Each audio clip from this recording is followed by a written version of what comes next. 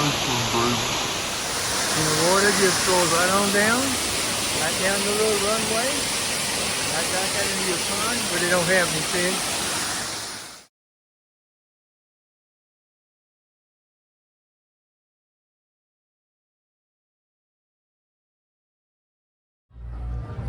Alright, you want a bonsai?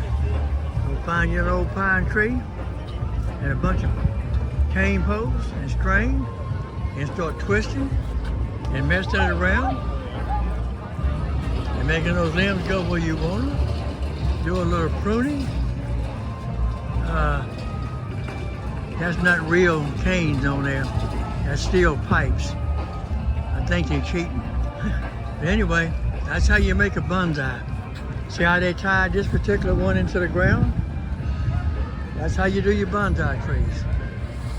Here's another example of how you train your bonsai. What they train is just a regular old pine tree, or native pine tree for all.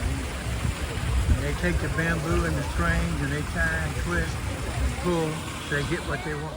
Now this is a better example. This is a maple tree. And notice how they tied the bamboo to get the limbs to twist and shape them like they want. They just starting to do this one. So it's gonna take years and years, all right? And you come around, like right here, here's another pine tree they're working on.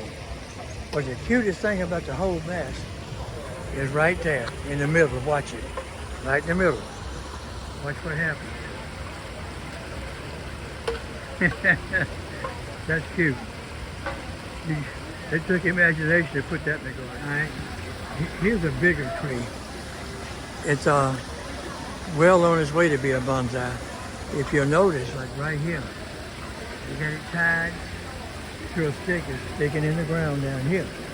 Look underneath. There's another one.